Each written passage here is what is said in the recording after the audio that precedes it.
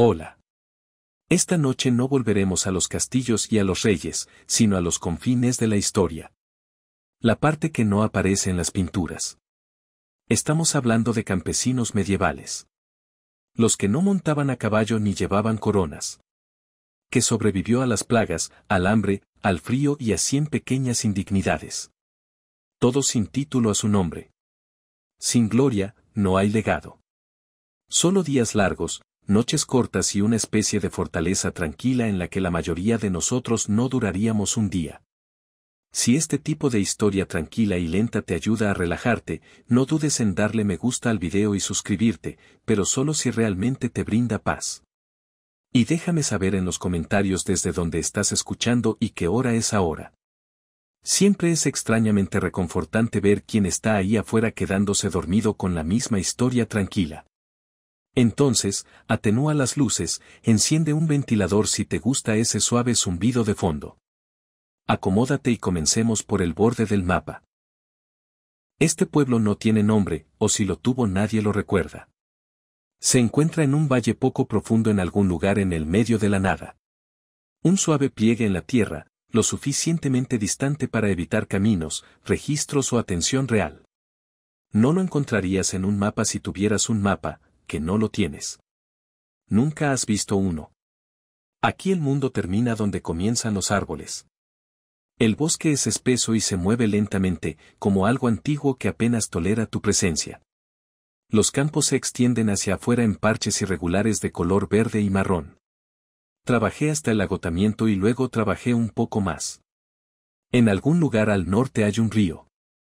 Nunca lo has visto, pero lo has oído mencionar en el mismo tono con el que se habla de dragones o de santos. Aquí es donde naciste y donde morirás. Quizás 60 pasos de uno al otro. Las casas son toscas y destartaladas, como si el viento las hubiera empujado durante demasiados inviernos seguidos.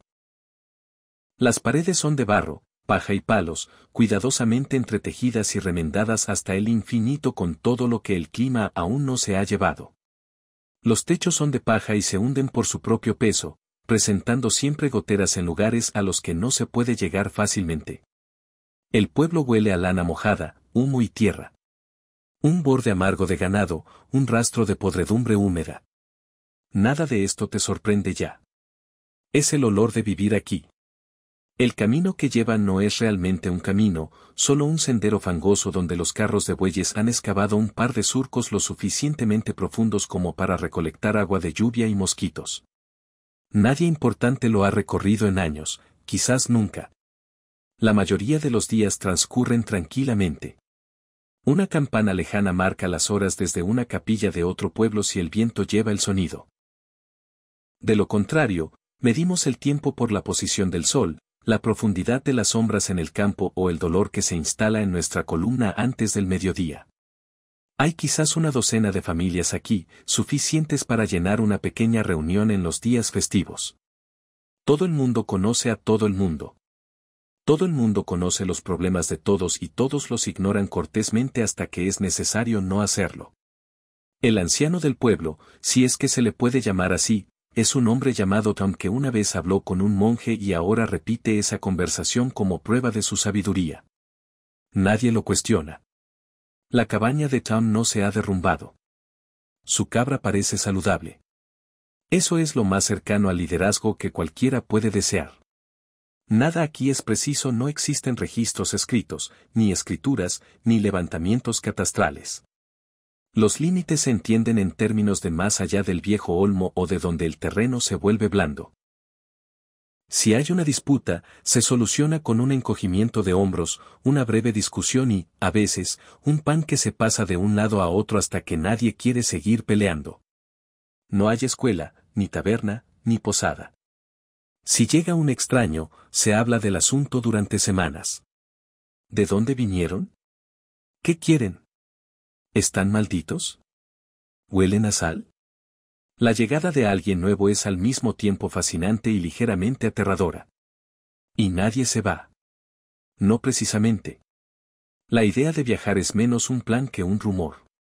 Has oído hablar de pueblos, de ciudades, de lugares donde los edificios de piedra se extienden hasta 2 o incluso 3 pisos de altura, Pero esas son historias como de animales que hablan o de mujeres que se convierten en pájaros. No puedes perderte un mundo que nunca has visto. El bosque es denso. Las colinas son largas. Los caminos, si existen, son más conocidos por los bandidos y la mala suerte que por cualquier promesa de llegada. ¿Qué harías? Incluso si llegas a uno de esos lugares lejanos, no hablas ningún otro dialecto. No llevas monedas, no conoces las costumbres. Ni siquiera sabes cuántos años tienes. Así que, quédate. Hay seguridad en lo familiar. Aunque sea duro, aunque sea aburrido, aunque el techo gotee y el pozo se vacíe y el mismo guiso lleve 3 días hirviéndose en la olla. Hay consuelo en la rutina, en saber dónde está la leña, en saber a quién preguntar cuando se derrumba tu cerca, en saber qué trozo de cielo te indica cuándo traer las ovejas. Te despiertas con la luz. Duermes cuando se desvanece. Trabajas en el medio. No es mucho, pero es la vida. Y de alguna manera, en el ritmo tranquilo de todo, hay una especie de paz. Un tipo que no hace preguntas, que no necesita entender nada más allá de lo que se ve desde la cima de la colina más cercana. Quizás oigas de vez en cuando sobre una guerra, sobre la muerte de un rey o sobre un cometa en el cielo que asustó a un pueblo a 5 días de camino desde aquí. Pero las noticias nunca parecen llegarte directamente. Las historias pasan por demasiadas bocas como para que tengan peso. Pierden su urgencia en algún punto intermedio entre el comerciante y el primo del pastor. Incluso el tiempo se siente diferente aquí. Las estaciones no cambian de forma limpia. Se sangran uno en el otro. Una primavera húmeda se convierte en un verano húmedo. Una helada fuerte se convierte en el tipo de invierno que te devora las botas. No cuentas los años, cuentas las cosechas. Secos, mojados. El malo, cuando el centeno se puso negro por la podredumbre. El bueno, donde la cebada entró espesa y pesada. Y hasta la vieja Margerie sonrió durante una semana. Su mayordomo lo hace. Recoge grano, hace preguntas, anota cosas. Responde con cuidado, nunca con demasiados detalles. Parece que no le gustan los detalles. Nunca has conocido al rey. No estás completamente seguro de lo que hace, pero sabes su nombre y lo dices cuando rezas, por si acaso importa. Porque aquí, en el borde del mapa, la mayoría de las cosas no cambian. Y cuando lo hacen, generalmente es para peor. Aún así, la mitad brilla. El techo se mantiene en su mayor parte. La cabaña está cálida. Y mañana el mismo sol saldrá sobre las mismas colinas. Y por ahora eso es suficiente. A lo largo de tu vida caminarás cientos de kilómetros, pero casi todos ellos serán en círculos. La mayoría de la gente en las zonas rurales medievales nunca viajaba más allá de unos pocos kilómetros desde donde nacían. No porque les faltara curiosidad, energía o botas, aunque las botas a menudo eran un lujo, sino porque el mundo más allá de la siguiente colina en realidad no les pertenecía, y la idea de ir a buscarlo parecía tan descabellada como volar. Creciste aprendiendo los nombres de cada pedazo de tierra entre tu casa y el borde del campo. Conocías la forma de cada tocón de árbol en el camino hacia el pozo. Se podía distinguir quién había caminado por el camino por la profundidad de sus huellas en el barro. Todo lo demás empezó a parecer teórico. El pueblo más cercano podría estar a solo 5 millas de distancia, pero también podría haber sido un país extranjero. Habías oído historias sobre ello. ¿Quién se casó con quién? ¿Quién robó una cabra? ¿Quién dijo que el sacerdote roncaba durante la misa? Pero usted no lo había visto, y probablemente no lo haría porque viajar era peligroso. No de la manera divertida y emocionante. De una manera silenciosa, agotadora y posiblemente fatal. Los caminos no eran senderos bien cuidados, bordeados de señales y señales para viajeros. Eran en su mayoría caminos fangosos a través de bosques, campos y largos tramos de tierra muy vacía y muy silenciosa, sin mapas, sin direcciones, solo consejos vagos como, ve hasta que veas el pino inclinado, luego a la izquierda, pasando la piedra que parece un cerdo durmiendo. Y en esos caminos, había cosas de que preocuparse. Primero, el bosque. Los bosques medievales no eran parques. No eran románticos. Eran densos, oscuros, enredados con raíces y llenos de ruidos que no siempre podías identificar: bors, lobos, gente que no quería ser encontrada. Si no naciste en el bosque, no te querían allí. En segundo lugar, los bandidos. Gente que no tiene nada que perder y ninguna tierra que cultivar. Los viajeros eran vulnerables, especialmente si parecían estar mínimamente bien alimentados. Se podría suponer que un hombre que camina con un propósito tiene monedas. Una mujer podría viajar sola porque tenía algo que valía la pena robar. Aprendiste rápidamente que la confianza no era una armadura. En tercer lugar, perderse. Esto no fue un inconveniente menor. Si te desviabas del camino, no había nadie que viniera a buscarte. No se puede seguir un río abajo y esperar que haya una fiesta. Podrías pasar días sin ver otra alma. Tu cuerpo podría desaparecer entre los helechos como humo. La gente no sabría que estabas desaparecido hasta el siguiente día de fiesta, cuando finalmente alguien preguntara por ti y alguien más simplemente se encogiera de hombros. Luego estaban las preocupaciones prácticas. Si viajaras demasiado lejos, ¿quién cuidaría tu campo? ¿Quién alimentaría a los animales? ¿Qué pasaría si el mayordomo del señor viniera a cobrar un impuesto mientras usted estaba ausente? No se le podría explicar la ausencia a un hombre que tuviera un libro de contabilidad. Tus deberes no se detuvieron solo porque sentías curiosidad por lo que había más allá del horizonte. Y si logras llegar a otro pueblo, ¿qué pasa después? No te esperaban. No fuiste bienvenido. Los forasteros trajeron problemas. Enfermedad, crimen, ideas extrañas. Hablabas un dialecto ligeramente diferente, utilizabas frases diferentes, tal vez incluso sostenías la cuchara de manera diferente. Podrías encontrarte con sospechas o algo peor. La hospitalidad no era universal. La comida era escasa. Y las camas ya estaban ocupadas. El lugar más seguro era el hogar. No porque fuera particularmente seguro, sino porque me resultaba familiar. Sabías que parte del techo tenía goteras, que gallinas se alejaban demasiado, que vecino podría prestarte una herramienta sin hacer demasiadas preguntas. Allá afuera nadie te debía nada. Aún así, la gente viajaba a veces. Generalmente no son campesinos, sino comerciantes, monjes, mensajeros, personas con protección o un propósito o ambos. Es posible verlos una o dos veces al año llegando con carros llenos de lana o pescado salado, dejando tras de sí un rastro de historias como el humo de una fogata. Hablaron de ciudades donde los edificios estaban hechos de piedra y las tiendas vendían especias y la gente caminaba por calles que no se convertían en sopa cada vez que llovía. Sonaba imposible. Escuchaste, pero no soñaste demasiado. ¿Por qué, aunque fuera cierto, qué harías en un lugar así? No supiste leer, no poseías moneda, no sabrías qué costumbres se esperaban. La ciudad podría tragarte entero y nadie sabría tu nombre. Así que te quedaste, no porque tuvieras miedo, aunque a veces lo tenías, sino porque tenías cosas que atender, una cerca que reparar, una sobrina que cuidar, un poco de cebada que secar y una docena de otras tareas que debían hacerse antes de que el sol se escondiera tras la copa de los árboles. Y porque en verdad no necesitabas que el mundo fuera más grande de lo que ya es. El pueblo era suficiente. Había chismes y conflictos y mal tiempo y enfermedades y alegrías fugaces. Tenía el ritmo de las campanas y el cambio de estaciones y el orgullo silencioso de sobrevivir otro día. A veces soñabas con ver lo que había más allá del bosque, pero la mayoría de los días solo esperabas que el guiso no se quemara mientras ibas a buscar agua. El pueblo era suficiente.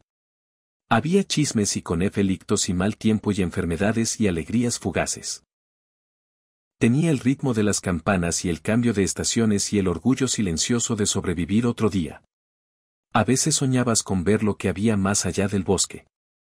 Pero la mayoría de los días uno simplemente espera que el guiso no se queme mientras va a buscar agua. Algunas personas se fueron. Generalmente los desesperados o los imprudentes. A veces los ambiciosos. Un joven podría partir en busca de trabajo o de aventuras. O una causa por la que valga la pena morir. Es posible que regrese cojeando, contando una historia o incluso que no regrese. Y cuando no regresó, nadie dijo mucho. Simplemente menearon la cabeza y dijeron que habían ido más allá de los árboles. Como si eso lo explicara todo. Quizás así fue. Para los que se quedaron, la vida era pequeña, pero también era conocida. No estabas exactamente solo. Compartiste tus días con tu familia, tus vecinos, tus animales y la tierra misma. Había consuelo en la repetición, consuelo en las quejas familiares. No hacía falta ver una ciudad lejana para comprender el valor del calor, ni probar la canela para conocer la alegría del pan dulce, ni cruzar un reino para sentir amor, o tristeza, o aburrimiento o esperanza. Y a medida que pasaban los años y los dolores se hacían más profundos en las articulaciones y los niños crecían más que los postes de la cerca, la idea de viajar se desvaneció, no con arrepentimiento, sino con comprensión. Algunas personas estaban destinadas a moverse. Se suponía que debías quedarte. No hay plano, ni arquitecto, ni pila de madera cuidadosamente etiquetada esperando a ser ensamblada. Solo barro y madera y todo lo que el paisaje no haya reclamado ya. Tu hogar no es una casa. No de la forma en que la mayoría de la gente piensa. Es más bien un compromiso entre refugio y clima, entre esfuerzo y decadencia, entre lo que necesitabas y lo que la tierra a regañadientes accedió a darte. Comienza con el marco. Madera tosca procedente de los árboles más cercanos, cortada con herramientas que han pasado por más manos de las que puedas contar. La madera no es recta. Se dobla un poco. Se deforma. Pero no te importa. Tus paredes tampoco lo son. Una vez que el marco está montado, se tejen ramas delgadas o palos flexibels entre los postes, un proceso llamado gule. No es elegante.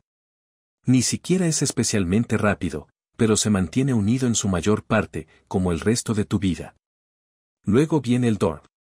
Una mezcla de barro, paja, estiércol y agua.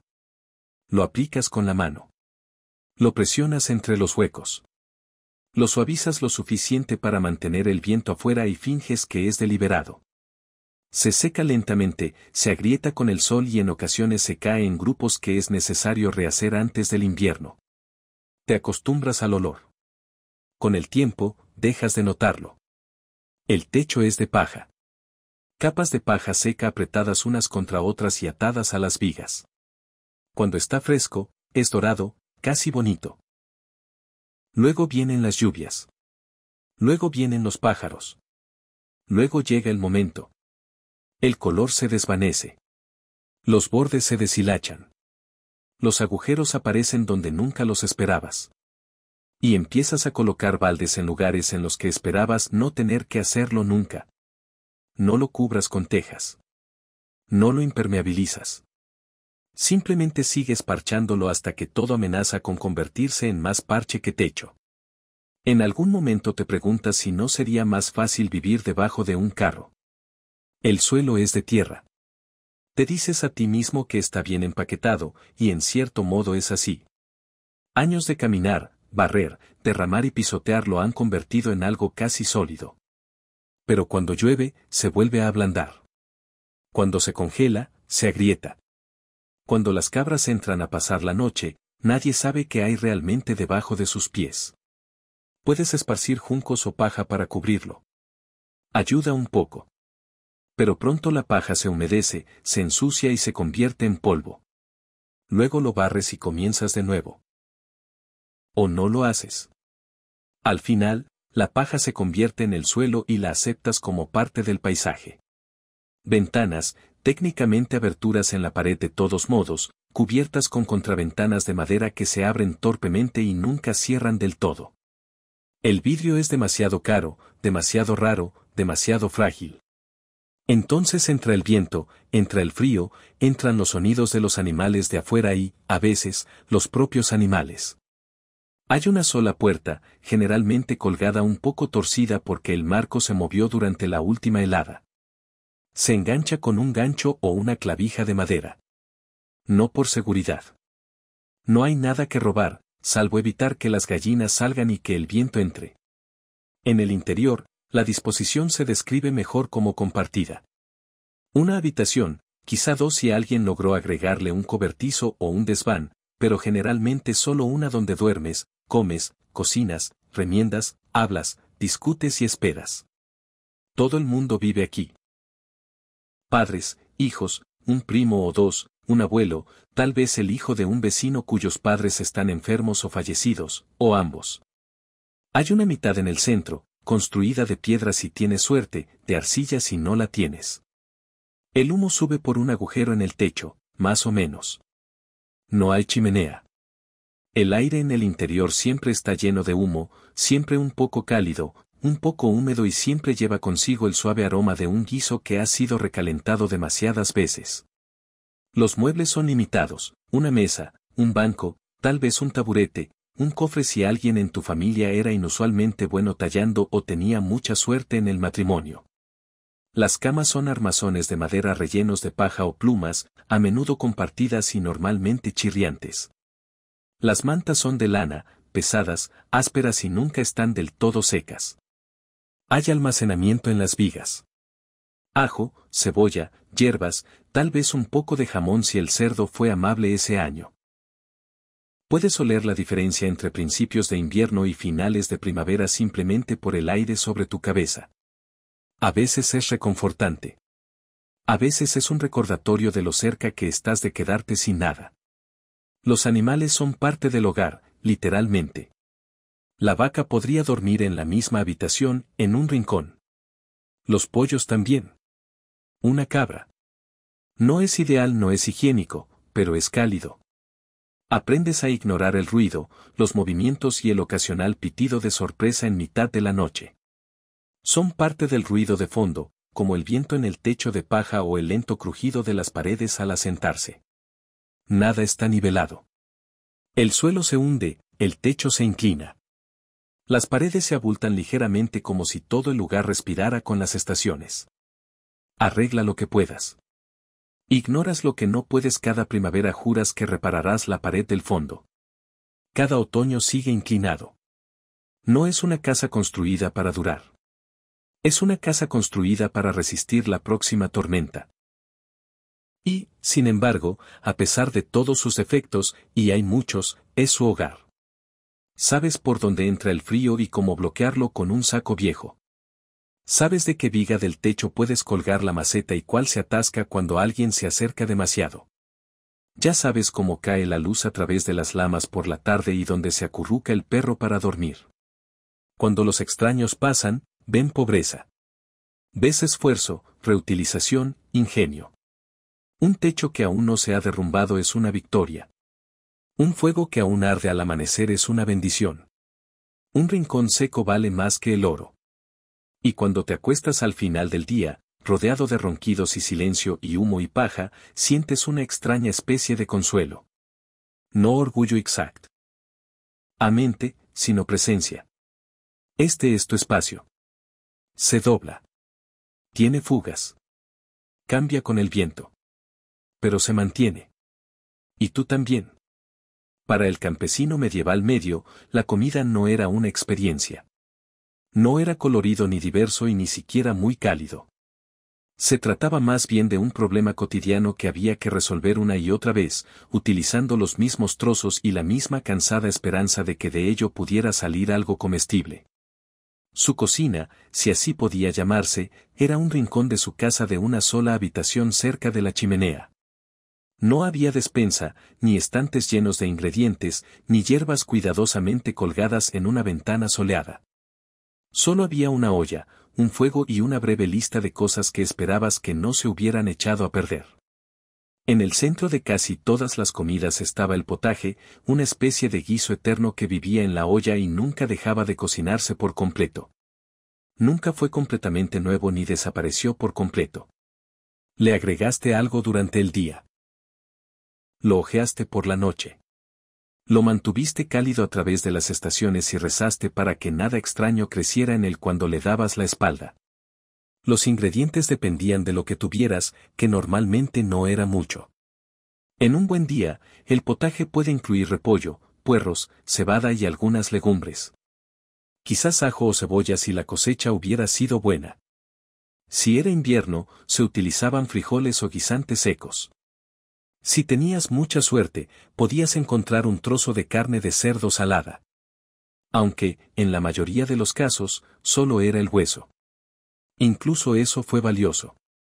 Se podría hervir un solo hueso durante días, con la esperanza de que recordara el sabor de la carne. El per fiele de sabor era consistente, terroso, gris, más temperatura que sabor. No comiste potaje por el gusto de hacerlo. Lo comiste porque era lo que tenías. Una comida caliente al final del día era más que un consuelo. Fue una pequeña victoria. La olla en sí nunca quedó realmente limpia. Lo limpiaron, a veces lo rasparon, pero rara vez lo restregaron. El siguiente lote siempre absorbía los fantasmas del anterior. No había especias que lo cubrieran, ni vinagre que lo iluminara, solo una opacidad lenta y con faevo. Un sabor a historia hervida. El otro gran protagonista fue el pan. No es suave, ni dorado, ni atractivo, sino duro, denso y oscuro. Generalmente se elaboraba a partir de centeno, cebada o avena. El trigo, el blanco y suave, era para las clases altas. Los campesinos apenas podían darse el lujo de verlo, y mucho menos de cocinar con él. Los panes eran pequeños y pesados. No subieron mucho. Se desmoronaron rápidamente. Si los dejabas afuera por un día, probablemente podían duplicar su función como arma, pero llenaban el estómago y te daban algo para remojar en tu guiso. A veces, el pan se elaboraba con flores de mala calidad, paja, guisantes molidos o cualquier resto que quedara en el fondo del barril del molinero. En tiempos difíciles, la gente usaba la corteza, no metafóricamente. Literalmente molieron la capa interna de la corteza del árbol y la mezclaron con la poca harina que tenían. El resultado fue un pan de hambre, amargo, denso y apenas digerible. Te mantuvo vivo. Técnicamente, en los días en los que incluso la harina escaseaba, la gente utilizaba trincheras, rebanadas de pan viejo utilizadas como platos. Estos se empapaban en el guiso y se comían al final de la comida o se arrojaban a los animales. A veces, pasaban a manos de alguien de estatus inferior. La jerarquía del pan en su máxima expresión. La proteína era rara, muy rara. Las gallinas pusieron huevos. Las vacas dieron leche. No comías tu ganado a menos que no tuvieras otra opción. Cuando lo hiciste, utilizaste cada parte, carne, grasa, órganos, huesos. La sangre se utilizaba para hacer pudines. La grasa fue derretida. La cabeza podría convertirse en sopa. Nada se desperdició. La carne de cerdo era la más común cuando estaba disponible. Los cerdos eran eficientes y su grasa salada condimentaba muchos platos, convirtiendo a menudo algo apenas comestible en algo vagamente agradable. Pero los cerdos solo se sacrificaban cuando era necesario. Un cerdo entero implicaba semanas de planificación, salazón, colgado, cocción y almacenamiento. La pesca era una opción si vivías cerca del agua, pero incluso eso tenía restricciones. Muchos ríos y lagos estaban controlados por señores, y pescar sin permiso podía acarrear una multa o algo peor. Cuando se pescaba, se buscaban anguilas, peces pequeños de río o cualquier cosa que no se pudriera inmediatamente. El arenque salado, si se podía conseguir, era un premio. La iglesia también dictaba gran parte de tu dieta. Los viernes y durante la Cuaresma, la carne estaba prohibida, por lo que se recurría al pescado o se prescindía de él. En épocas más creativas, los cuentos de castores se clasificaban como peces. Una solución teológica que pocos cuestionaron porque significaba tener algo para comer. La leche era común, pero también frágil. Había que usarlo rápidamente o convertirlo en queso o mantequilla. La mantequilla era un lujo en algunos hogares y se usaba con moderación. El queso era más duro, más ácido y, a menudo, bastante seco. Si tenías guardadas unas cuantas buenas rondas, significaba que la vaca había sido generosa ese año. Los productos lácteos, aunque útiles, no siempre agradaban a la gente y no existía la refrigeración. De todos modos se utilizó leche agria. La mantequilla se puso rancia. Queso moldeado. Simplemente cortaste las peores partes y esperaste que tu estómago fuera más fuerte que las bacterias. Las bebidas eran sencillas. El agua no era confiable y a menudo no era segura para beber, dependiendo de la estación y de algún vecino río arriba que hubiera sido descuidado. Así que, la cerveza era la opción predeterminada. La cerveza débil, conocida como cerveza pequeña, se elaboraba en los hogares y la bebía todo el mundo, incluidos los niños. Tenía un bajo contenido de alcohol, justo el suficiente para matar las bacterias y calmar la sed. Si tuvieras acceso a manzanas o peras, podrías hacer sidra. El vino era para el clero y la nobleza. El hidromiel era raro. La leche era para los jóvenes y los enfermos. De lo contrario, era cerveza con el desayuno, cerveza con el almuerzo y cerveza para ayudar a olvidar que el mañana tendría exactamente el mismo sabor que el hoy. Las verduras constituyen la mayor parte de su dieta. Repollo, cebolla, ajo, nabos, puerros. Zanahorias, aunque no las naranjas que conocemos ahora. Las zanahorias medievales eran blancas o moradas. La mayoría fueron cultivadas en pequeños jardines, cuidadas con esmero y consumidas desde la raíz hasta las hojas. Nada se desperdició. Las puntas de los nabos se pueden hervir para obtener verduras. Las pieles se convertían en abono o se arrojaban al fuego. La fruta era de temporada. Manzanas en su mayoría. Quizás algunas bayas o ciruelas silvestres. Si los secabas podían durar todo el invierno. De lo contrario, se los comieron rápidamente. La conservación fue difícil. El azúcar era casi imposible de conseguir. La miel, si tenías abejas, era un edulcorante preciado. De lo contrario, su potaje quedó sabroso en el sentido más amplio de la palabra. Se cultivaron hierbas cuando fue posible. Perejil, salvia, eneldo, menta. No se usaban tanto por su sabor como por su valor medicinal o tradicional. Se creía que algunas hierbas protegían contra las enfermedades. Otros mantenían alejadas las plagas. De vez en cuando, incluso hacían que las cosas tuvieran un sabor un poco mejor. Pero eso fue un feliz accidente, no el objetivo. Las comidas se comían juntos en bancos alrededor del fuego. No había platos, ni recetas, solo una olla, un trozo de pan y la esperanza de que al día siguiente aún quedara algo. No te quejaste, quejarse no hizo que el guiso fuera más espeso. Si tuvieras una fiesta, una boda, una fiesta de la cosecha o el día de un santo, podrías asar un ave o hornear un pastel. No del tipo hojaldrado y mantecoso. Un pastel medieval era más bien como una caja sellada hecha de masa dura para contener un relleno de carne. A menudo se condimentaban excesivamente si había especias disponibles, lo que normalmente no era el caso. Puedes condimentarlo con pimienta, jengibre o canela. Si alguien había comerciado bien, la mayoría de los días no eran días de fiesta. La mayoría de los días fueron tranquilos. Raspaste tu tazón. Remojaste tu pan. Bebiste tu cerveza y te recostaste lo suficientemente lleno como para pasar la noche, aunque no del todo satisfecho. Había consuelo en la repetición, en saber a qué sabría la olla, en saber cuánto pan quedaba, en ver las mismas manos preparar la misma comida junto al mismo fuego.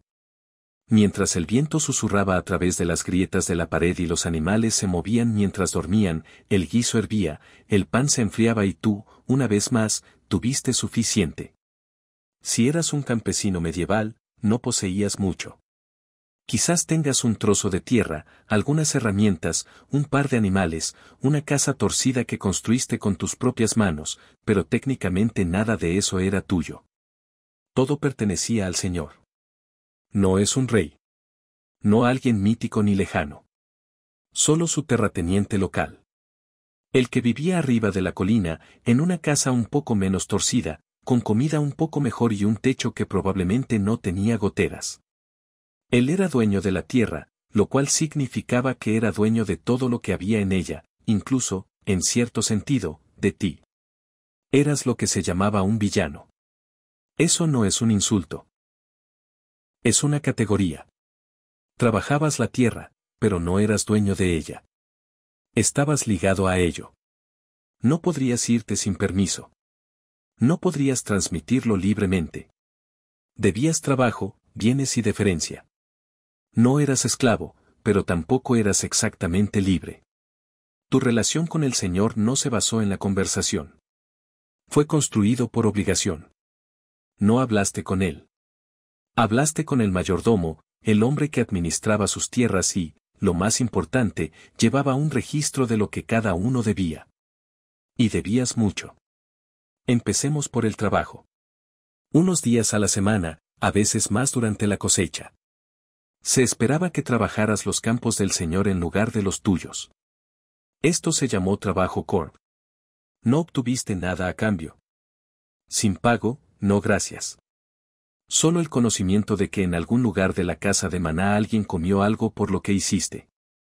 También debías impuestos y estos venían en muchas formas. Una porción de tu grano, una parte de tu lana, un pollo aquí, unos huevos allá. Si elaborabas cerveza, debías cerveza. Si tenías un cerdo, debías tocino. Si lograbas pescar, ¿adivina quién era el dueño del río? Los impuestos no terminaron con los alimentos. Si utilizabas el molino pagabas una tarifa.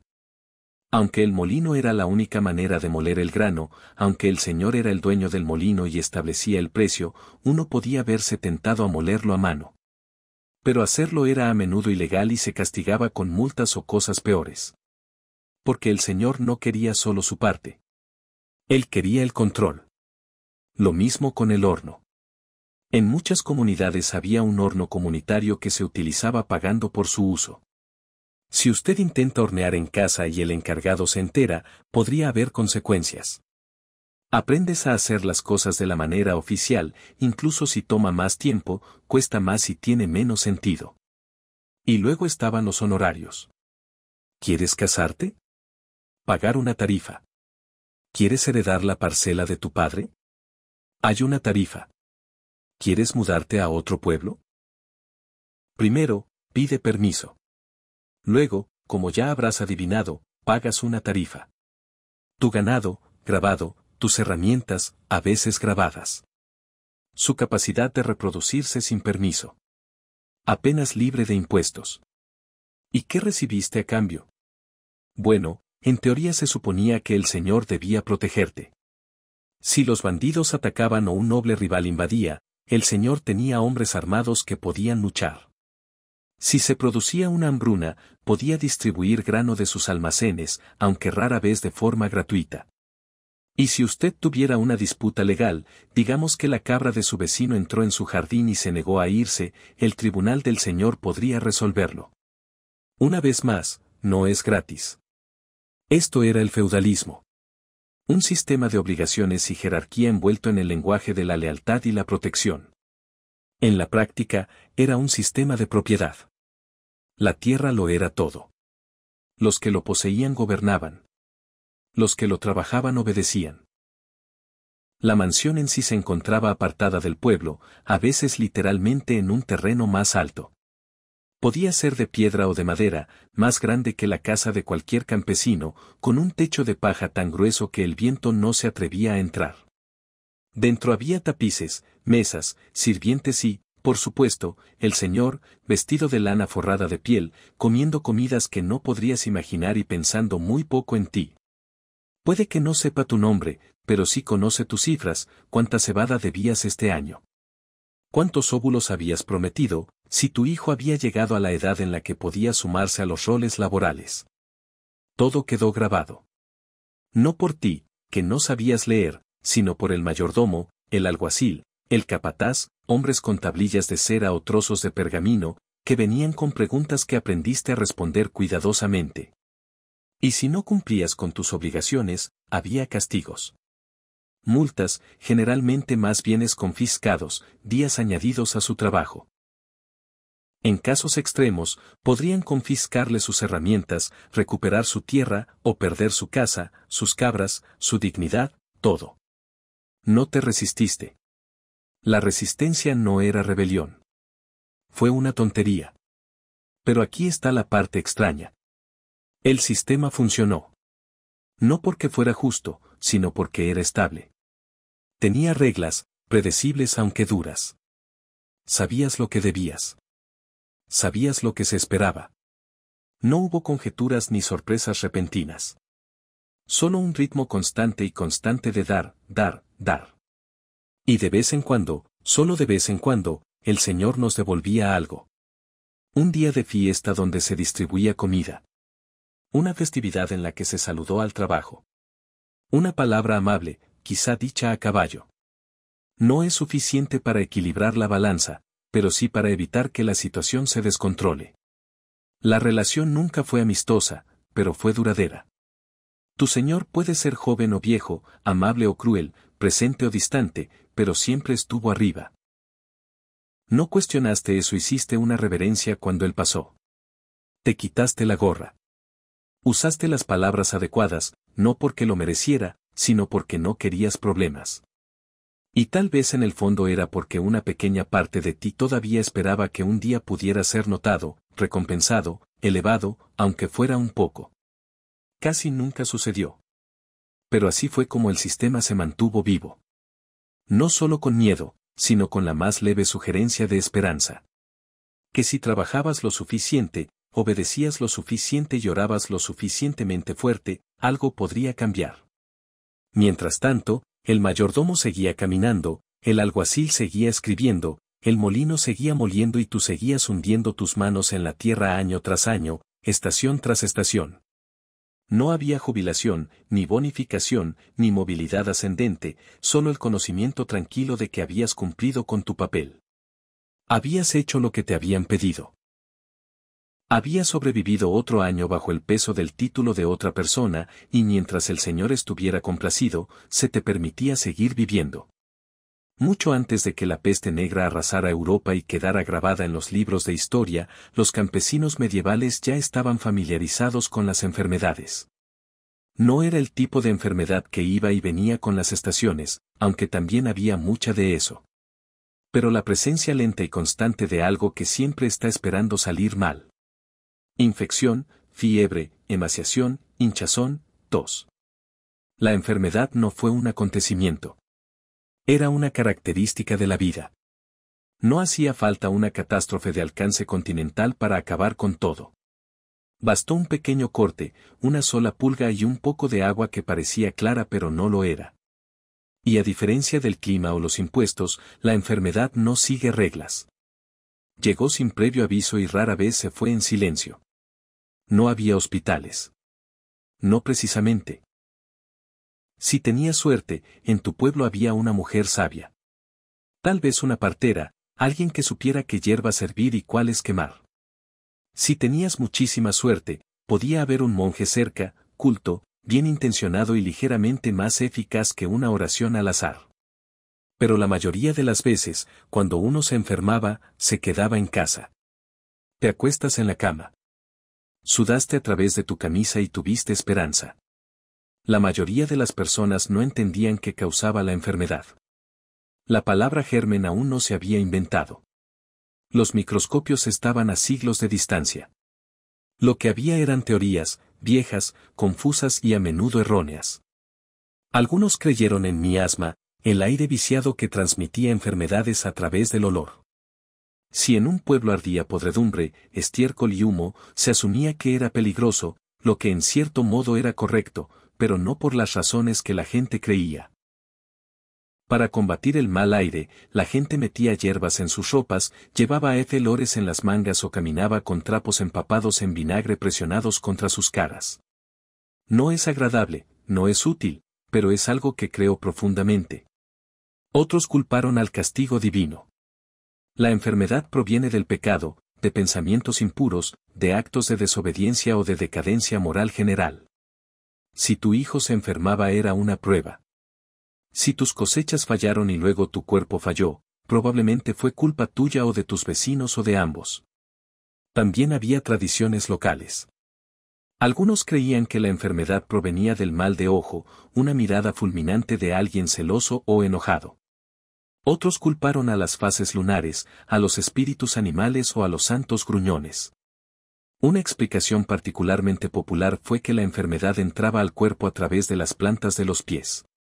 ¿La solución? Hervirlos. Y si eso no funciona, quema algo cercano, posiblemente tu colchón. Las curas fueron tan extrañas como las causas. Si usted tuvo fiebre, es posible que haya sangrado. Un hombre local llegaría con una espada, un cuenco y más confianza que entrenamiento. A veces se utilizaban sanguijuelas. A veces piedras afiladas. La idea era equilibrar tus humores. Sangre, eflema, bilis amarilla y bilis negra. Si ellos estaban desincronizados, tú también lo estabas. Nadie vio nunca estos humores, por supuesto, pero se les culpaba de casi todo. Para la hinchazón se utilizaban pus, unturas de hierbas machacadas, barro o incluso pan envuelto en tela y atado al cuerpo. Algunos funcionaron, la mayoría no. Algunos empeoraron las cosas. Pero lo importante era que se estaba haciendo algo. Si te duele el estómago, puedes masticar carbón. Si toses sangre, podrías beber vino mezclado con perlas trituradas. Si tus ojos se nublan, alguien podría susurrar una oración mientras sopla humo sobre tu cabeza. Si tu pierna se puso negra, probablemente te quedaste sin opciones. Y luego estaban los amuletos de la peste, trozos de metal o hueso que se llevaban alrededor del cuello, a veces inscritos con palabras protectoras, a veces bendecidos por un sacerdote. Algunas personas enterraron cebollas en los rincones de sus casas. Otros colgaron ajo encima de la puerta. Un remedio popular era atar un pollo vivo a la zona infectada y esperar que la enfermedad se transfiriera a las aves. Rara vez lo hacía, pero la esperanza escaseaba y la gente se aferraba a lo que podía. La enfermedad era aislante, pero no en el sentido en que la imaginamos ahora. No te pusiste en cuarentena. No pediste ayuda e intentaste trabajar hasta que no pudiste. Cuando llegó ese momento, tú te acostaste y los demás continuaron. Se alimentaba a los niños, se alimentaba a los animales, se daba caldo, tal vez. Y algunas oraciones murmuradas. A veces la enfermedad pasaba, la fiebre bajaba, la hincha bajaba. Caminaste de nuevo lentamente, con una nueva cojera y un respeto más profundo por la sopa caliente. Otras veces no fue así y tu familia encendió una vela. La peste, en un sentido más amplio, no siempre fue del tipo dramático que dejaba cadáveres en carros. La mayoría de las veces se trataba de una infección lenta. Piel que se oscurece, extremidades que se hinchan, una tos tan profunda que hace vibrar las paredes, viruela, lepra, disensión. Incluso la gripe podría arrasar un pueblo y dejar a la mitad de la población en cama. No había números de casos, ni gráficos, solo historias. Un viajero de otro pueblo dijo que la tos había comenzado allí la semana pasada. O alguien escuchó que 3 niños habían muerto cerca del río. ¿Prestaste atención? Empezaste a hervir más agua. Dejaste hierbas debajo de la puerta. Mantuviste tu distancia incluso cuando nadie te dijo por qué. La muerte no siempre fue temida, pero era reconocida. La gente sabía cuando estaba cerca. Conocían las señales. Una respiración que se hizo más lenta, una piel que se enfrió, unos ojos que se volvieron apagados. Se escucharon oraciones por los moribundos, suaves susurros a la luz del fuego. Cuando la peste negra finalmente llegó en el siglo XIV, golpeó con una violencia que empequeñeció todo lo anterior. Pero para entonces, el mundo ya estaba familiarizado con la enfermedad. La idea de que uno podía estar bien por la mañana y estar ido por la noche no era nueva. Simplemente estaba sucediendo con más frecuencia. La plaga llegó en oleadas y cada vez volvía más fuerte, con extraños bubones hinchándose en el cuello y las ingles. Fiebre que robó la mente. Sangre que se oscureció y burbujeó. La gente moría en cuestión de días, a veces en horas. Aldeas enteras desaparecieron. Los campos continuaron hasta que las campanas sonaron demasiado a menudo. Algunos campesinos intentaron huir, pero la enfermedad se propaga más rápido que los pies. Otros recurrieron a la religión, redoblaron sus oraciones, se azotaron la espalda y prometieron vivir mejor si se les perdonaba la vida. Algunos recurrieron a la violencia, culpando a los forasteros, culpando a los pecadores, culpando a cualquiera menos al viento. La iglesia ofreció explicaciones, consuelo y entierro. Los monjes murieron en masa. Los sacerdotes desaparecieron.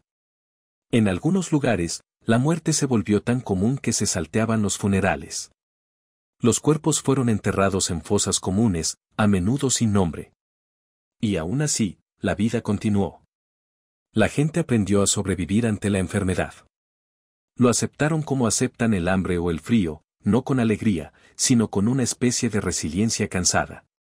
Limpiaron sus casas con más frecuencia. Compartieron hierbas.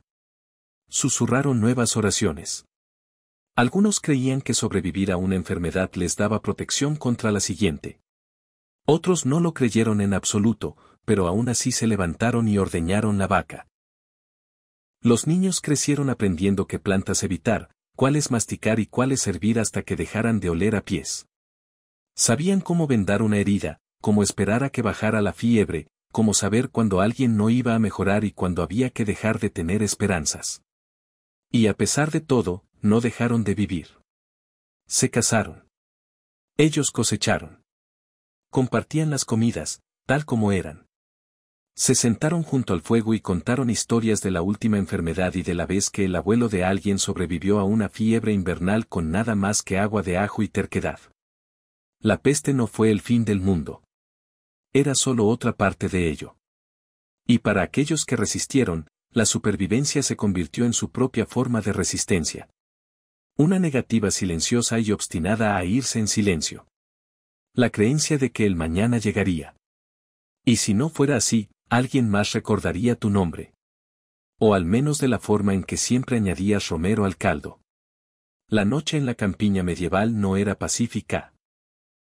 Había un silencio como el que hay en una cueva, lleno de arroyos, sonidos distantes y el tipo de silencio que te hace notar cuán ruidosamente existe tu propio cuerpo. El día terminó cuando la luz falló, y todo lo que no estaba ya guardado tuvo que ser atendido rápidamente, porque una vez que cayó la oscuridad, el mundo se encogió al tamaño de tu mitad. No había luz artificial ni velas que ardieran libremente durante la noche. La cera era demasiado valiosa. Si había una lámpara de cebo, estaba reservada para emergencias o devociones religiosas. La mayoría de las noches el fuego se atenuaba, las brasas brillaban suavemente y eso era todo. Y así dormiste, pero no de la manera en que imaginamos el sueño. Ni en un solo tramo ininterrumpido. El sueño en la Edad Media se desarrollaba en dos actos. Primero un sueño, luego un periodo de vigilia y finalmente un segundo sueño. Este ritmo no fue accidental. Así fue como la gente se adaptó a las largas horas sin luz entre el anochecer y el amanecer. Entrarías en tu primer sueño poco después del anochecer. El fuego sería apagado. Los animales se habrían calmado. Los niños se quedarían en silencio. La casa, una habitación, tal vez dos, se extendería en el silencio. Si había un colchón, este estaba relleno de paja o plumas, posiblemente abultado, y a menudo compartido. Si no, dormía sobre juncos tejidos o directamente sobre la tierra, ablandada solo por la costumbre. Todos durmieron juntos. Familia, parientes, incluso sirvientes, todos en un espacio compartido, no por cercanía, sino por necesidad. Era la única habitación cálida de la casa. En las noches más frías incluso los animales eran llevados al interior. Una cabra cerca de la puerta, un perro acurrucado junto al hogar, pollos en una cesta. La calidez era más importante que los límites. No había privacidad. La idea de dormir solo se asociaba con el castigo, no con el consuelo. Los ricos podrían permitirse la soledad. Todos los demás simplemente se las arreglaron. Te giraste para mirar hacia la pared. Te metiste paja en los oídos. Compartieron mantas. Respirasteis el aliento del otro. Y si alguien roncaba, y siempre había alguien que lo hacía, te acostumbrabas. Al principio el sueño duró unas cuantas horas. Luego, casi como un reloj, la gente se despertaba. No fue perturbador. Era de esperarse. Durante ese tiempo, a menudo alrededor de la medianoche, el mundo estaba quieto y en silencio. Algunos rezaban, otros removían las brasas, algunos usaban la basinica o salían al aire gélido. Algunos reflexionaron, otros susurraron. También fue una época de sueños. Los vívidos. La gente creía que este espacio de medianoche abría un fino velo entre los vivos y los muertos, entre lo sagrado y lo mundano. Si usted soñó durante este intervalo de vigilia, lo recordó. Y hablaste de ello a la mañana siguiente, no de pasada, sino como algo que importaba. Finalmente, el segundo sueño comenzó más profundo y más lento. Este era el sueño que curaba o intentaba curar. Fue cuando los dolores se desvanecieron ligeramente, cuando las ampollas del día se enfriaron. Si tenías suerte, no había interrupciones. Si no lo eras, simplemente te quedabas quieto y esperabas que el amanecer te diera una excusa para levantarte. La casa no se quedaba en silencio por la noche. No del todo. El fuego crepitaba. El viento susurraba a través de la paja. Un bebé puede ponerse inquieto. Una vaca podría arrastrar sus pezuñas. A veces la noche se interrumpía con toses. El tipo húmedo y traqueteante que nunca parecía terminar. Y todos se dieron cuenta, pero nadie dijo nada. Se entendió. El miedo a la oscuridad era real y no irracional. La noche conllevaba peligros reales, tanto imaginarios como totalmente físicos, lobos, por ejemplo. En algunas regiones, sus aullidos llegaban tan cerca del pueblo que ponían los pelos de punta. No eran simplemente criaturas de leyenda. Eran reales y tenían hambre. Luego estaban los ladrones.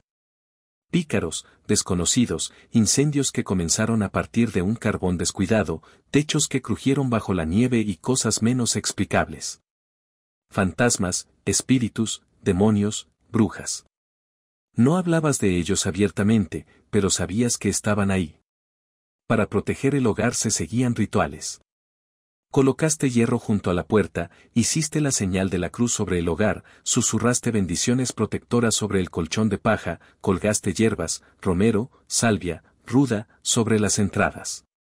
A veces, por si acaso, se le ataba un poco de cuerda alrededor de la muñeca al niño. Incluso con protección, algunas familias creían que el sueño te dejaba vulnerable, que el alma vagaba mientras el cuerpo descansaba. Así, la gente se arropaba con cuidado, cubría los espejos, orientaba la cama hacia el fuego y evitaba dormir con los pies apuntando hacia la puerta. El frío era su propio enemigo.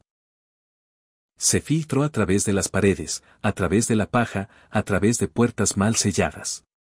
La gente no dormía bajo montones de mantas. Usaban capas de lana, piel, capas y túnicas. La idea de desvestirse para ir a la cama habría parecido absurda.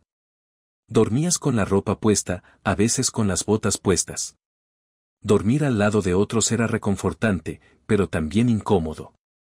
Alguien siempre se movía. Alguien siempre murmuraba. Hubo codos, rodillas, alguna que otra sorpresa del perro de la familia. Pero esto era normal. No esperabas el silencio. Esperabas cercanía. Y en esa cercanía encontraste una extraña especie de seguridad. Oíste a tu padre respirar, a tu hijo estremecerse, a tu abuela murmurar una oración mientras dormía. No fue pacífico, pero fue humano. Fue compartido. Cuando soñabas, tus sueños importaban. Un campo de trigo podría significar prosperidad. Una enfermedad de serpiente. Un diente roto podría significar la muerte. Aprendiste a interpretar estas cosas. ¿O encontraste a alguien que pudiera hacerlo? El pueblo tenía lectores de sueños. No oficialmente, pero todos sabían a quién preguntar. La iglesia tenía sus propias ideas. Advirtió que algunos sueños eran de él. Que el sueño era un momento en el que la tentación podía colarse. Te decían que rezaras antes de acostarte para evitar ciertos pensamientos, para mantener tu alma preparada en caso de que la noche fuera la última, porque podía serlo. La gente se fue a dormir y no se despertó. La enfermedad podría aparecer mientras usted descansa. Podría subir la fiebre. La tos podría hacerse más grave. Y por la mañana, alguien podría haberse ido silenciosamente, como si lo hubieran robado. Esta incertidumbre daba a cada mañana un tono ligeramente reverente. Cuando la luz regresó y el gallo cantó y las brasas volvieron a la vida, significaba que había sobrevivido otra vez. Te sentaste lentamente. Cada articulación te recordaba tu edad, sin importar lo joven que fueras. El frío te mordió la nariz. Te limpiaste la cara. Miraste a tu alrededor y contaste los cuerpos. Se contabilizó de todos los que se movieron. Todos los que no lo hicieron fueron controlados. Y luego, una vez confirmados los vivos, comenzó el día. Se trajo agua, se preparó pan, se alimentó a los animales. El sueño que tuviste, si fue importante, fue compartido, y el recuerdo de la noche se desvaneció, no se borró, solo se suavizó, se plegó al siguiente tramo de tiempo. En invierno, el sueño llegaba temprano y se prolongaba hasta tarde. En verano se acortó, pero el ritmo se mantuvo. Primer sueño, 1 hora de vigilia, segundo sueño. Un mundo sin relojes, pero no sin rutina. Y a pesar de toda su incomodidad, había algo arraigado en ese ritmo, algo honesto. No buscabas la comodidad, buscabas la resistencia. Y si por casualidad encuentras descanso en el camino, un momento de calor, una noche particularmente tranquila, un sueño que no te deja miedo, eso es un regalo, uno que no cuestionaste, uno que no esperabas obtener demasiado pronto. Algunos años simplemente tienes hambre. Otros años estás en hambruna. No es lo mismo. El hambre es manejable. Tiene reglas. Estiras la comida. Tú racionas. Tú esperas. Pero el hambre rompe las reglas.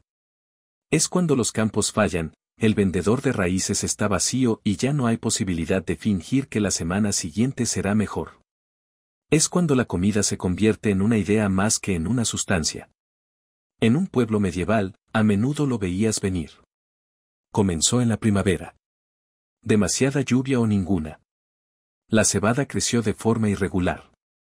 Las habas se florecieron y luego se pusieron marrones. Las coles se abrieron demasiado pronto. La espiga de trigo permaneció atrofiada, encorvada, como si ya estuviera de luto por algo. ¿Te diste cuenta? Todos lo hicieron. Al principio nadie lo dijo, pero se intercambiaron miradas. Los cálculos se hicieron en silencio, internamente. ¿Cuánto queda del año pasado? ¿Cuánta semilla podemos conservar? ¿Cuánto podemos permitirnos comer? Las respuestas nunca fueron buenas. La parte más difícil fue saber qué hacer a continuación. No en invierno, sino en verano. Porque entonces fue cuando había que elegir entre plantar las semillas o molerlas para convertirlas en harina. Entre ahorrar para una cosecha que quizá nunca llegue o alimentar a tu hijo con un plato más de algo caliente. Y así las porciones comenzaron a disminuir. El guiso se hizo más líquido. El pan se hizo más pequeño. Los cuencos no volvieron vacíos. Simplemente regresaron con menos frecuencia. No entraste en pánico. Aún no. Te dijiste a ti mismo que esto había sucedido una vez antes, o que otro pueblo podría tener más, o que las tiendas de la mansión podrían llenar los vacíos. La esperanza todavía estaba sobre la mesa, pero no mucho más. En agosto, ya era más difícil ignorarlo. En septiembre ya se hizo imposible. Primero dejaste de alimentar a los animales. Los pollos estaban tranquilos. Las cabras que sangraban se hicieron huecas. El perro, si tenías uno, dejó de ladrar y empezó a seguirte más de cerca, como si entendiera que era el siguiente. El pan se convirtió en un ritual. Un pan dividido en 5 partes. Todos masticaban más despacio. Nadie comentó sobre la corteza. Incluso la migaja más pequeña era recogida con reverencia. El guiso ahora era casi todo agua. Si tenía color era de olla. Herviste las malas hierbas. Hechas raíces. Sacaste cosas que no reconociste y esperabas que no fueran venenosas. Algunos no lo fueron. No dormiste toda la noche, no porque tuvieras miedo, sino porque tu estómago te recordaba cada pocas horas que todavía estaba vacío. Los niños hicieron menos preguntas. Así fue como supiste que era real. No preguntaron cuándo llegaría el pan. No pidieron miel. No pidieron historias. Se sentaron cerca del fuego y miraron. Fijamente. Aprendieron a esperar. Y a tus vecinos ya dejaste de verlos afuera. El pueblo quedó en silencio. Ya no hay más risas en el carril. No más discusiones sobre ovejas. Solo alguna tos ocasional o un crujido de leña. El hambre no hizo a la gente cruel. Los hizo callar.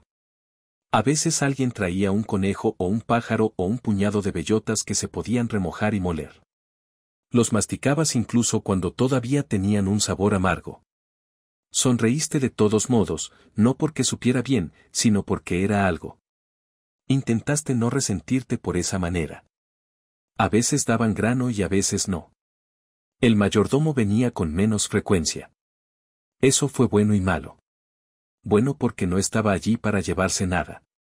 Malo porque él tampoco estaba allí para ayudar. Su silencio decía más de lo que las palabras podrían decir. La iglesia hizo lo que pudo. Pan después de la misa, brazos para los más pobres, pero también ellos se estiraron. Oraste más. No por fe, sino por repetición. Las palabras son fáciles cuando tus manos están demasiado cansadas para hacer cualquier otra cosa.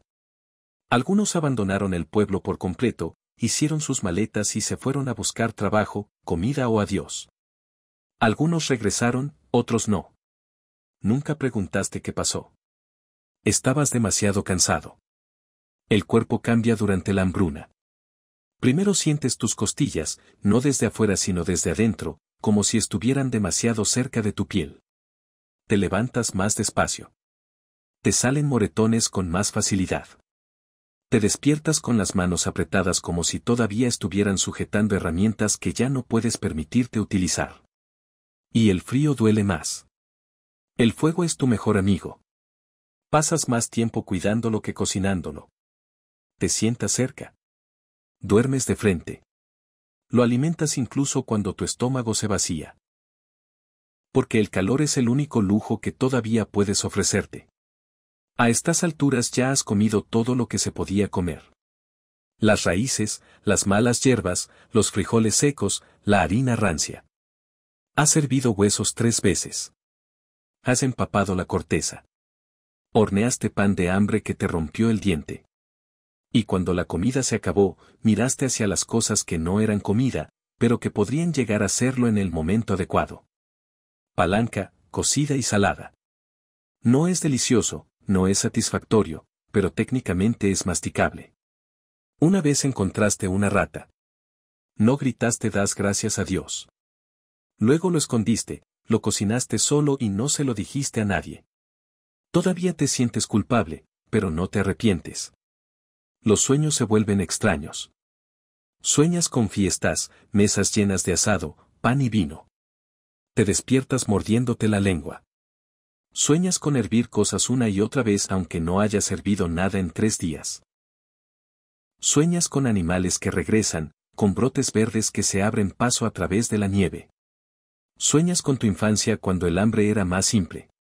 Y algunas noches sueñas con estar lleno. Te despiertas de esos llantos. Al principio el cementerio creció lentamente, luego rápidamente, y finalmente demasiado rápido para seguir el ritmo. Sabías que alguien había muerto cuando la campana de la iglesia no sonó. Significaba que no había suficientes manos para levantar la cuerda. La tumba era poco profunda. La oración fue corta. El luto fue silencioso. Cada uno tenía su propio hambre que controlar. Querías llorar, pero no podías permitirte la emoción. Lo reprimiste como todo lo demás. Luego, como toda hambruna, terminó. No de repente, sino de manera constante. Vino la lluvia y se quedó. El suelo se ablandó. Las semillas germinaron. Las plantas se extendieron hacia arriba. Débil pero real. Tuviste suficiente energía para volver a tener esperanza. Guardaste la primera cosecha para los demás. Primero los niños, después los mayores. Cogiste el cuenco más pequeño. Sonreíste al pasar junto a él, y cuando el primer pan bueno salió del horno, agrietado por arriba y oscuro por abajo, lo miraste fijamente antes de comértelo. Recordaste cada día que pasaste sin nada, cada truco que usaste, cada mentira que dijiste para salvar a alguien más. Comiste lentamente y esta vez te llenaste. Para cuando pudiste caminar, la iglesia ya te había marcado. Había tomado tu nombre en el bautismo, bendecido tu aliento con un latín que nunca entenderías y cosido tu alma en un sistema que se extendía mucho más allá de tu aldea. Perteneces a la iglesia no porque lo elegiste, sino porque no había otra opción. En los rincones tranquilos de tu vida, esas tenues mañanas tempranas antes de que el fuego se hubiera encendido. Aquellas noches húmedas en las que el viento aullaba a través de las contraventanas, sentías su presencia como la gravedad. No solo existía al lado de tu vida. Lo organizó, lo juzgó, lo grabaron, lo perdonó y definió lo que vino después. La iglesia no era un lugar que se visitaba.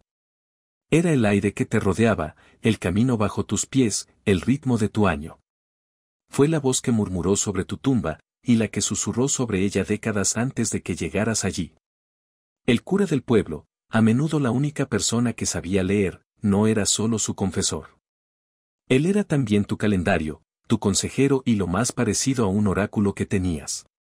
Él poseía los misterios del cielo y las historias de los santos y sabía por qué un cerdo podía morir o podía devenir una tormenta.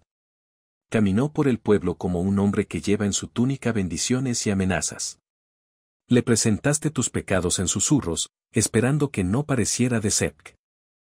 O nado. Intentaste no pensar en lo que él sabía. Lo viste en su nacimiento, matrimonio y muerte. Libre de las únicas ceremonias garantizadas de la vida campesina. Y entre tanto, habló en nombre de un Dios al que temías más de lo que amabas, porque el amor, te decían, exigía obediencia. El latín era la lengua de las masas, y bien podría haber sido un hechizo. Te quedaste en la iglesia junto a tu familia, con los pies entumecidos por el frío, escuchando palabras que nunca te pertenecieron. No sabías lo que decía el sacerdote al levantar el pan, pero creías o intentabas creer que algo invisible había sucedido, que el pan no era pan, que el vino no era vino, que el murmullo de las palabras y de los gestos podía conmover lo divino. No pronunciaste las palabras, pero ellas se movieron a través de ti de todos modos. Hablaste sin parar donde pudiste. Te santiguaste cuando los demás lo hicieron. Aprendiste el ritmo de la santidad como quien aprende el camino hacia un pozo sin entender cada paso, solo que lo necesitabas. La iglesia te dijo cuándo ayunar y cuándo festejar. Esculpió el año en pedazos sagrados. Cuaresma, Adviento, Epifanía, todos los santos. No dijiste marzo o abril. Dijiste después de Pascua o cerca de San Miguel. Te decía que podías comer, cuando podías comerlo y lo culpable que debías sentirte por disfrutarlo. 40 días sin carne antes de Pascua, seguidos de un banquete tan rico que te mareaba. Viernes de pescado, incluso si no vives cerca del agua. Leche de almendras para los ricos, nabos y caldo frío para todos los demás.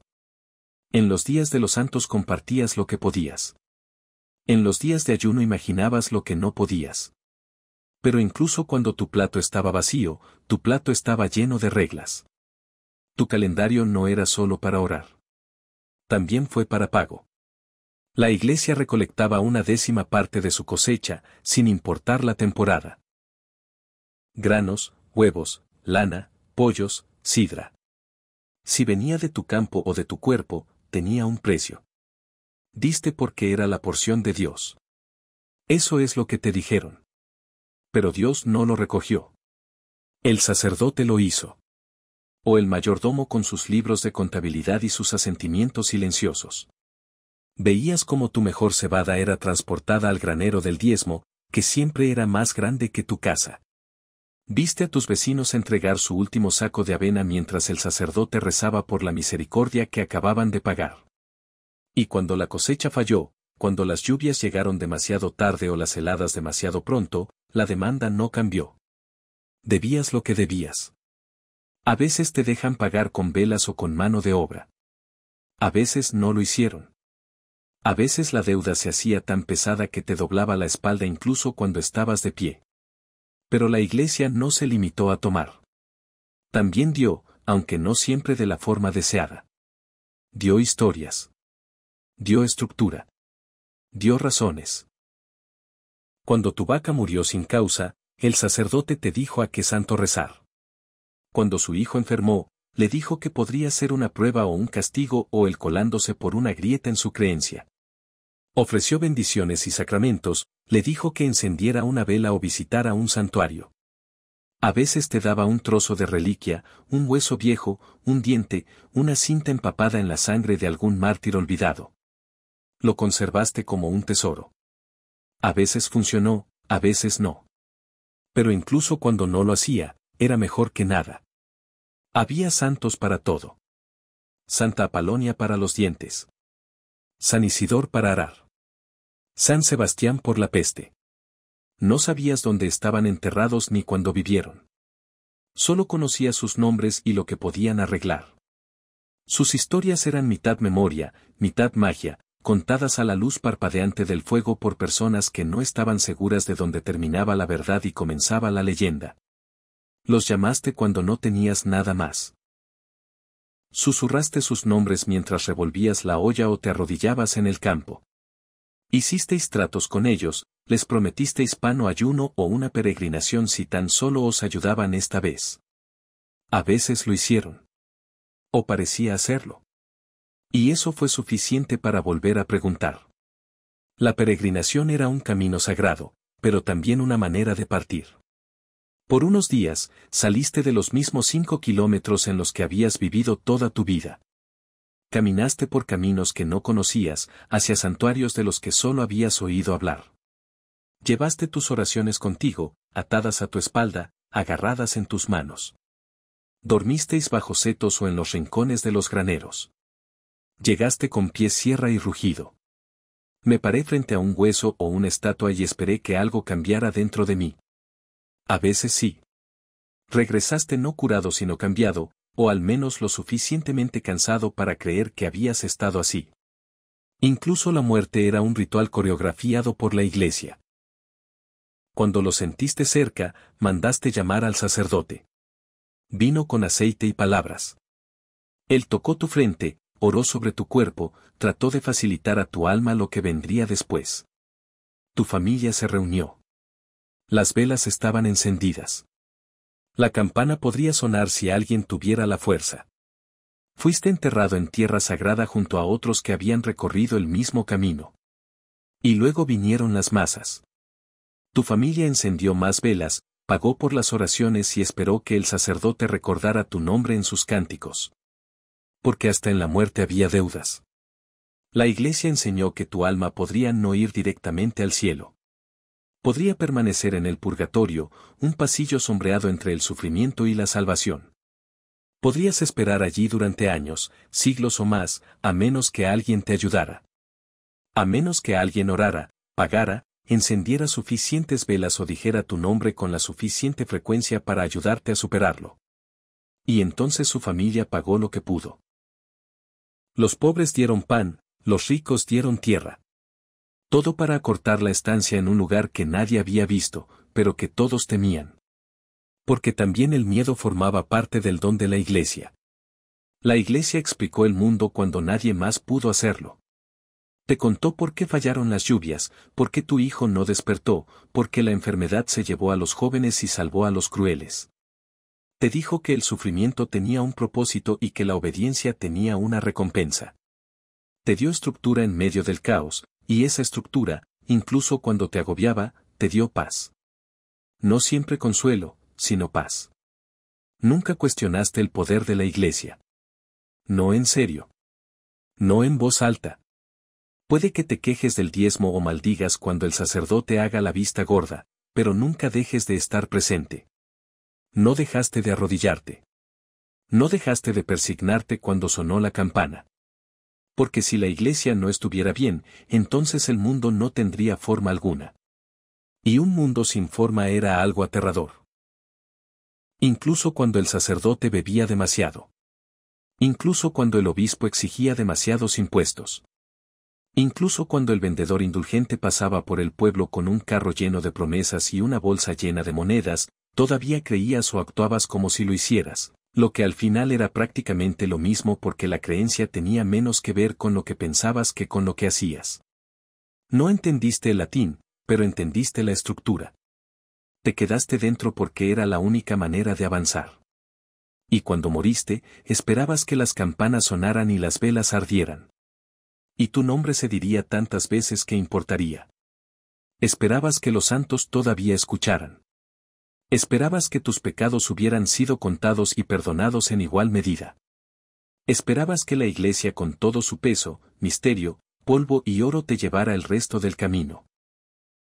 Se podría pensar que después de todo lo que soportaron, después de las hambrunas y las plagas, después de los diezmos y los impuestos y la pesada bota de la autoridad del hombre, los campesinos se habrían levantado más a menudo. Que el peso de siglos de sufrimiento se habría acumulado hasta agrietar los muros de sus aldeas hasta que una fría mañana la escarcha se derretiría y algo dentro de ellos se rompería. Se podría pensar que se habrían reunido en campos y mercados, con herramientas en mano y fuego en sus corazones, gritando que ya no se arrodillarían más. Pero no lo hicieron. No a menudo, no por mucho tiempo y nunca todo a la vez. Hubo revueltas, sí, la revuelta de los campesinos en Inglaterra en 1381, la de los jacarí en Francia unas décadas antes. Pequeños levantamientos se dispersaron por toda Europa como piedras arrojadas a un estanque en calma. Voces enojadas en lugares donde los señores habían tomado demasiado, presionado demasiado, cobrado una moneda de más. A veces saltaba la chispa. Se incendió la casa de un recaudador de impuestos. Un mayordomo expulsado de la ciudad. Una pancarta levantada. Pero esos incendios ardieron rápidamente y se extinguieron aún más rápido. Terminaron en ejecuciones en horcas construidas en plazas de pueblos en un silencio más pesado que el anterior. El mundo no cambió. Todavía faltaba cocer el grano. Para entender por qué los campesinos no se rebelaron más, hay que dejar de pensar en ellos como ingenuos o cobardes. No lo eran. Eran sobrevivientes. No se trata de tragedias aisladas, sino de dificultades ininterrumpidas que se mantienen año tras año. Vivían en un mundo de techos bajos donde la esperanza era algo racionado como el grano. No les faltó coraje. Les faltaba margen. En una vida en la que cada día se pasaba simplemente intentando mantener el techo parchado y la sopa caliente, no había espacio para la rebelión. Podrías planear una revuelta o podrías desenterrar patatas. No puedes hacer ambas cosas. La verdad es que el sistema funcionaba no porque fuera amable o eficiente, sino porque era antiguo. Había hundido sus raíces en los hábitos de generaciones. No hacía falta explicarlo, simplemente fue. Debías mano de obra. Debías grano. Le debías a la iglesia su diezmo y al Señor su cosecha. Le debías un gesto silencioso con la cabeza cuando el alguacil pasó por tu puerta. Naciste en ese deber. Y a menos que tuvieras una suerte excepcional, también moriste en él. Pero si te mantienes dentro de esos límites, podrás sobrevivir. Apenas sí, pero podrías. El coste de salirse de esas reglas era demasiado alto. El maná tenía soldados. La iglesia tenía excomunión. El rey no tenía idea de que existías, pero tenía leyes que todavía te ataban como una cuerda. El castigo por el desafío no siempre era la muerte. A veces era peor. Destierro, inanición. Tu familia se fue a cargar con la deuda de la que intentaste escapar. Todo el mundo había oído una historia. Un padre secuestrado, una madre azotada, un primo desaparecido tras negarse a pagar. Las historias se transmitieron no para incitar a la rebelión, sino para prevenirla. Además, la rebelión a menudo no parecía una opción porque las personas con las que vivías no eran extraños. Eran tus parientes, tus vecinos. Compartieron campos, herramientas, cercas y oraciones. Incluso si odiaras al mayordomo, aún así podrías casarte con su hija. Incluso si te molestaba el diezmo, aún así llevabas pan a la misa. El pueblo no era un lugar que pudieras abandonar fácilmente, ni tampoco uno que pudieras destruir sin destruirte a ti mismo en el proceso. Rebelarse contra las formas era, en cierta medida, rebelarse contra los ritmos de la propia vida. Es fácil siglos después imaginar al campesino como una figura de eterna sumisión. Cabeza inclinada, sombrero en mano. Pero esta imagen no refleja la complejidad de su mundo. La sumisión no era servidumbre. Fue una negociación. La mayoría de los campesinos no solo sufrieron. Se adaptaron. Ellos hicieron trueque. Se doblaron. Encontraron grietas en las paredes e hicieron casas en los espacios entre las reglas. Un cerdo excluido del libro de cuentas, un saco extra de centeno enterrado en la tierra, un soborno dado en huevos en lugar de monedas. Estas eran las rebeliones que podían permitirse. Eran personas prácticas. Su mundo no estaba gobernado por la ideología, sino por el clima. La pregunta no es qué es justo, sino si esto nos alimentará durante el invierno. Y la justicia, si alguna vez llegaba, era un lujo en el que no confiaban. Los señores cambiaron. Los sacerdotes fueron reemplazados. Las reglas cambiaron. Pero el viento seguía soplando. Aún era necesario remover la tierra. Y los niños seguían llorando de hambre. No te rebelaste contra eso. Lo soportaste. La iglesia también jugó su papel, y quizás con mayor eficacia que la espada. Enseñó que el sufrimiento era sagrado, que la resistencia era justa y que los mansos heredarían la tierra, aunque nunca dijo cuándo. Se les enseñó que sus pruebas no eran un castigo sino una purificación. Que vuestra obediencia sea recompensada no en esta vida, sino en la próxima. Y si la promesa del cielo no fuera suficiente, la amenaza del infierno completó el resto. Fuego, tormento, crujir de dientes, todo esperando a los orgullosos, a los rebeldes, a los que dijeron no, y aún así los campesinos no permanecieron pasivos. Su resistencia fue simplemente más silenciosa. Chismorreaban sobre los mayordomos. Cantaron canciones groseras sobre las costumbres del Señor. Se rieron cuando el sacerdote tropezó con un sermón. Contaban por la noche historias de días mejores y hombres mejores. Encontraron dignidad en los actos más pequeños, una corteza compartida, un silencio oportuno, un campo cuidado un poco diferente a lo que decía el reglamento. Su rebelión fue la razón por la que sobrevivieron a pesar de todo. No porque aceptaron el sistema, sino porque lo hicieron lo suficientemente flexible para permitirles respirar. A veces, por supuesto, las cosas cambiaban. Murió un señor, y su hijo fue más amable. Un nuevo obispo perdonó las deudas. Una terrible tormenta recordó a los poderosos que incluso ellos eran mortales. Pero esos cambios vinieron desde arriba. La tarea de los campesinos era esperar, soportar, transmitir lo poco que tenían y enseñar a sus hijos a estar callados cuando era necesario y valientes cuando podían. Y hubo sueños. Por supuesto que las hubo. Quizás no lo hayas llamado revolución, pero pensaste en una vida diferente. Soñabas con un día en el que tu hijo no tuviera que soportar las mismas cargas. Cuando nadie llamaría a tu puerta con una lista de judíos. Cuando tu espalda no te dolía antes de los 30. Cuando podías dormir sin preocuparte por los lobos, los soldados o el invierno. Esos sueños te mantuvieron en marcha, pero vivían al lado de la realidad. No esperabas que se hicieran realidad. Solo necesitabas que permanecieran vivos. Lo más asombroso quizá no es que los campesinos se rebelaran tan raramente, sino que lograran mantener intacta su cultura, su fe y sus familias a pesar del peso del sistema que los oprimía. Mantuvieron vivas canciones que nadie escribió. Pasaron historias de una mitad a la otra. Recordaron qué plantas curaban y cuáles no. Se enseñaron unos a otros cómo orar, cómo dar a luz a los niños, cómo enterrar a los muertos. Crearon una continuidad que perduró más allá de los reyes y las cruzadas. Y lo hicieron no con banderas ni con batallas, sino con perseverancia. La persistencia fue su rebelión. Cuando el maná exigía demasiado, sobrevivían de todos modos. Cuando la iglesia cobraba impuestos por sus pecados, todavía encendían velas. Cuando el mundo se volvió contra ellos, se acurrucaron y esperaron la primavera. Los campos podían haber pertenecido a otra persona, pero la tierra aún recordaba sus manos. La revolución no vivía en ellos como lo haría en siglos posteriores en los discursos de los radicales o en las consignas de las multitudes. Pero había un tipo diferente de fuerza en la forma en que resistieron.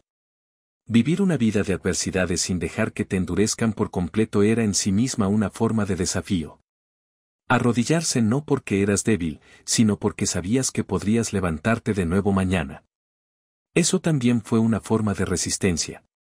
Y así sobrevivieron en silencio, sin monumentos ni canciones escritas en su nombre. Perduraron en el ritmo del arado, en el humo que se elevaba de las cabañas al anochecer, en las canciones de cuna cantadas junto a los fuegos moribundos. Perduraron en historias susurradas a los niños, quienes luego crecerían y las volverían a contar. La historia a menudo los olvida o los esconde en una nota a pie de página, debajo de reyes y conquistas. Pero los campesinos eran el hilo que mantenía unido el tapiz. Sin ellos no habría habido cosechas, ni catedrales, ni ejércitos que marcharan bajo sus banderas. Construyeron el mundo aun cuando se les impidió poseerlo. Puede que no hayan derrocado a sus señores, pero lo sobrevivieron. Y quizás eso sea revolución suficiente.